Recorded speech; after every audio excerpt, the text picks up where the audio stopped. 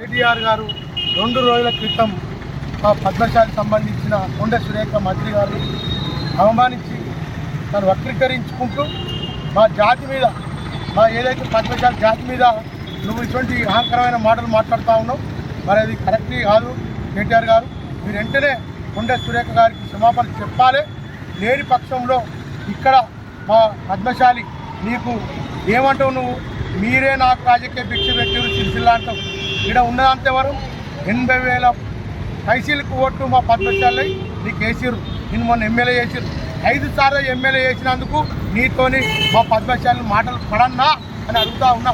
మరి వెంటనే ఈ విషయం మీద స్పందించి అది ఎట్లా మాట్లాడో రిటర్న్ తీసుకోవాలని నేను డిమాండ్ చేస్తూ ఉన్నా. లేని పక్షంలో రాబోయే రోజులలో మా కులానికి ఇదొక్క ముచ్చటను తిట్టింది ప్రతి ఒక్కరికి చెప్పి మేము వాళ్ళని చైతన్యపరుస్తూ నువ్వు మా రాజకీయ జీవితం ఇచ్చిన సిరిసిల్లనే నువ్వు ఇట్లా తిడతావా అని చెప్పి బీసీ వర్గాన్ని కూడా లేపుతూ ఈ మహిళలు ఒకరేమో డ్యాన్స్ చేయర్రి బస్సులలో డ్యాన్స్ చేయండి భయ్, బస్సు ఫ్రీ పెట్టిరు, నువ్వు పెట్టంగా అర్థం. నువ్వు ఇటువంటి మాటలు మాట్లాడు బంద్ చేయి, దురాంకరమైన మాటలు మాట్లాడు బంద్ చేయాలని. బీసీల మీద ఎస్సీల మీద నువ్వు ఎస్సీ మంత్రిని కానీ బీసీ మంత్రులను నువ్వు అవమానపరుస్తూ ఉన్నావు, ఒక ఆడలను అవమానపరుస్తూ ఉన్నావు.